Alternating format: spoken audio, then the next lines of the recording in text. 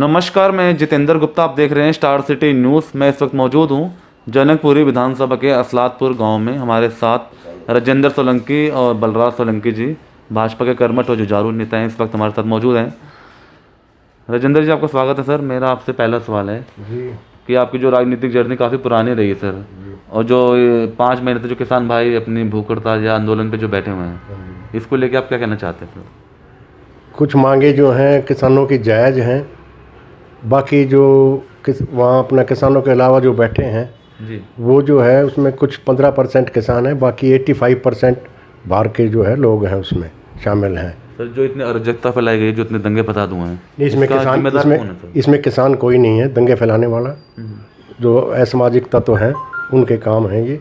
किसान कभी भी इस टाइप की हरकत नहीं करेगा। देखिए, देश में किसान भी अपने हैं, हम भी किसान परिवार से हैं राजेंद्र जी। हम किसानों की जो जायज़ मांग है, सरकार भी अपनी, सरकार ने कभी मना नहीं किया बातचीत के लिए। सरकार ने जब भी किसानों ने कहा सरकार तैयार रही है। अब भी प्राइम मिनिस्टर साहब ने कहा है भाई एक फ़ोन कॉल की दूरी पे हैं किसान, जब मर्जी बात करें, तो जायज़ बात है। किसानों की पॉइंट टू पॉइंट बैठ के डिस्कस करें।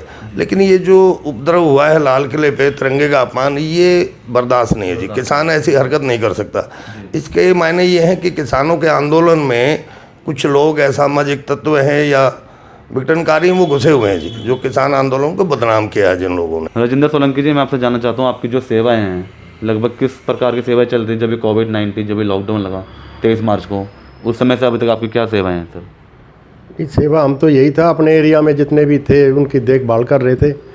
अपना भाई मास्क वगैरह की या किसी को दवाई की वो थी ज़रूरत थी, किसी को हॉस्पिटल पहुंचाना था, हम तो उसी सेवा में लगे हुए थे। जी, आपकी किस प्रकार की सेवाएं हैं सर? हमारे कार्यकर्ताओं ने गांव और जनकपुरी में सैनिटाइज है, किसी लोगों को तकलीफ है या लोगों को अवेयर करना है, इसमें कार्यकर्ता लगे रहे, हम भी उसमें लगे रहे। हमारे गांव में भी हमने चारों तरफ से बहुत अवेयरनेस रखी है और बचाव भी काफ़ी रहा है इससे। क्षेत्र के विधायक सपोर्ट कर रहे हैं? नहीं, विधायक जो है जी हमारे गांव में तो काम कराते नहीं हैं। वो कह रहे जी हैं कि हैं, हाँ, वो कहते हैं कि यहाँ से तो हमें वोट ही नहीं मिलती हमारी पार्टी को। ओके, तो हमारे गांव में तो कोई काम आज तक 5 पैसे लगाए नहीं उन्होंने। तो कुछ ज़रूरतें हैं आपके सर गांव को लेके? क्या क्या आप चाहते हो? ज़रूरतें यही हैं, जैसे अपना पार्क वगैरह हैं, नालियां हैं। अब हमारे गांव की जो ये सीवर लाइन है, ये आज से 45 साल पहले डली थी। उस टाइम हमारे गांव की आबादी सिर्फ 200 आदमी थे, और आज हमारे गांव में 2500 आबादी है किराएदारों को मिला के। लेकिन वही छोटी सी लाइन है। 3-4 बार तो मैं इसका RWA का प्रेसिडेंट भी हूँ, 3-4 बार तो मैं लेटर भी लिख चुका हूँ उनको, भाई इनको चेंज किया जाए, लेकिन कोई सुनवाई नहीं है हमारी। वो कह रहे हैं हमें यहाँ से वोट ही नहीं मिलती। सर MCD को लेके यहाँ पे काम हो रहे हैं सर? इस समय तो MCD हड़ताल पे है, कर्मचारी को वेतन नहीं मिल पा रहा। सर MCD के जो काम है सारे हो रहे हैं, यहाँ हुए हैं।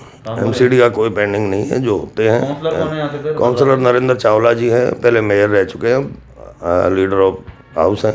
काम ठीक चल रहा है? हाँ, काम ठीक चल रहा है। फंड वंड की दिक्कत आ रही है, जैसे दिल्ली सरकार नहीं दे रही, वो दिक्कत है। नहीं तो कोई काम ऐसे है नहीं कि MCD का हम कहें और ना हुए हों, गाँव में भी और जनकपुरी में भी।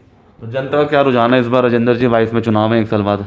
देखो जी, जिस हिसाब से अपना हमारी पार्टी या हमारे जो अपना काउंसलर काम कर रहे हैं, उस हिसाब से तो मतलब जो है बीजेपी का पलड़ा भारी है। सर वेतन नहीं मिल पा रहा इस समय तो? भाई वो तो फिर आगे से उनको फंड नहीं मिल रहा, वो नहीं दे पा रहे बेचारे। मानते हैं आप? नहीं, कहीं केजरीवाल जिम्मेवार है। केजरीवाल जी? बिल्कुल। तो केजरीवाल वो सिर्फ इस चक्कर में है कि भाई अगर इनको फंड दे दिया, ये और अच्छा काम करके दिखाएंगे, तो फिर इनको अपना दोबारा फिर आएंगे ये जी। तो अब लोग बाग सोचेंगे भाई इनके अपना काम तो करा नहीं रहे ये, तो वोट जो है सारी इनको केजरीवाल जी को मिलेंगी। सर अभी केंद्र सरकार ने बजट अभी नया पेश किया सर, इसके बारे में कुछ कहना चाहेंगे? सर केंद्र सरकार का बजट अच्छा है, सबके लिए देशव्यापी बजट है, अच्छा बजट है, कोई दिक्कत नहीं है। निर्मला सीतारमण जी ने जो बजट पेश किया है उसमें हर आदमी को, हर फील्ड को टच करने वाला बजट है, मेरे हिसाब से तो लगा है बजट ये। सर मोदी जी को लेकर आप कुछ कहना चाहेंगे? मोदी जी जिस प्रकार देश हित के लिए काम कर रहे हैं, वैक्सीनेशन जारी हो गई है सर। नहीं, बहुत अच्छा काम कर रहे हैं। ये तो कुछ थोड़ी सी विरोधी ताकतें जो है वो थोड़ा बदनाम कर रही हैं, नहीं तो ऐसे प्राइम मिनिस्टर आज तक तो आया नहीं कोई जिसने इतने अच्छे काम किए हों। बिल्कुल मजबूत हो रहा है जी, मजबूत हो रहा है। देश की अंतर्राष्ट्रीय ख्याति बहुत देश को भी मिली है, और प्रधानमंत्री जी निस्वार्थ भाव से और देशभक्ति के साथ काम करते हैं, उनको अपना किया नहीं। और अभी कोविड के उसमें आपने देखा है, गरीबों की दिक्कत नहीं हुई, चाहे राशन हो, चाहे घर पहुंचाने का हो, चाहे वैक्सीन का मामला हो, चाहे किसी भी उसमें देखें आप फील्ड में, देश का सर ऊंचाई हुआ है, इसमें कोई दो राय नहीं है। बहुत अच्छे प्रधानमंत्री हैं। सर दिल्ली में बात कर लेते हैं कि दिल्ली में आपकी सरकार नहीं बन पा रही, लगभग 27 साल दिल्ली में हो गए हैं सर आज। इसका कारण क्या है, सबसे बड़ा कारण आप क्या मानते हैं? इसका मेन कारण जो है, जो थोड़ा सा ये झुग्गी झोपड़ी या थोड़ा सा गरीब तबके का आदमी है, वो पानी और बिजली के चक्करों में जो है इसके बहकावे में आ जाता है। बस अब सब पछता रहे हैं। सर इससे पहले कांग्रेस की शासन रहा 15 साल, हाँ, उस समय भी दिल्ली में सरकार नहीं बन पाई आपकी।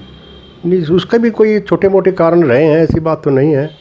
या क्या आपके कारण मानते हैं बलराज जी, या सीएम घोषणा कर देना पार्टी में पहले एक दावेदारी के रूप में? सर सीएम घोषणा पहले करें या ना करें वो तो पार्टी का अपना रहता है। कई स्टेटों में सीएम घोषणा करके भी सरकार बनी है, कई जगह हालात ऐसे होते हैं कि सीएम की घोषणा ना भी करें तब भी सरकार बनती है। और ये तो पार्टी अब देखेगी हाईकमान क्या करना है, लेकिन हमें लगता है इस बार सरकार भारतीय जनता पार्टी बनाएगी। सर और स्टेटों में चुनाव है राजेंद्र जी, वहाँ का रुझान क्या देखने को मिल सकता है दिल्ली में? देखो जी, अपना बीजेपी की लहर है तकरीबन। बंगाल में चुनाव है और हाँ, बंगाल में बिल्कुल अपना बीजेपी आएगी। बीजेपी आएगी। बिल्कुल, लगता है कि ममता सरकार को उखाड़ फेंकेंगे। बिल्कुल फेंकेंगे, बिल्कुल फेंकेंगे। सर देश के हित में तो आपने प्रधानमंत्री के बारे में पूछा, जो इतने बड़े बड़े काम किए हैं जिसको आम और आप और हम आदमी सोचते थे कि हो ही नहीं सकते। जम्मू कश्मीर का मसला लें, धारा 370 हटाई, अब कश्मीर में शांति है, विकास भी हो रहा है। अब लोग कहते हैं सुप्रीम कोर्ट, चलो सुप्रीम कोर्ट ने फैसला दिया है राम मंदिर का, वो ठीक है, अच्छी बात है, लेकिन उसमें सरकार की भी तो कुछ ना कुछ हो रही है ना जी, भूमिका रही है। नहीं तो कांग्रेस के लोग, कपिल सिब्बल वगैरह तो कहते थे नहीं चुनाव के बाद सुप्रीम कोर्ट सुनवाई करे, वो ठीक बात नहीं है। तो लोगों को, देश के लोग आश्वस्त हुए हैं कि अच्छा मजबूत प्रधानमंत्री, मजबूत सरकार है जिसने इतने सालों से मतलब जो काम नहीं थे, चाहे 3 तलाक का काम है, और 370 है, राम मंदिर निर्माण है, नोटबंदी है, जो अच्छे काम हुए देश और पब्लिक के हित में, ये तो वाकई एक सराहनीय काम है जो मोदी जी ने किया है प्रधानमंत्री के रूप में। अपना राम मंदिर के नारे लगा रहे थे लोग बाग, और अपना चंदा भी लोग बाग जो है कोई मना नहीं कर रहा है, जिसके घर भी जा रहे हैं अपनी इच्छा से जो है वो अपना श्रद्धापूर्वक सब दे रहे हैं। धन्यवाद सर आपको, भाइयों को बहुत बहुत धन्यवाद आपका। तो ये हमारी सीधी बात राजेंद्र सोलंकी, बलराज सोलंकी जी से। स्टार सिटी के साथ मैं जितेंद्र गुप्ता।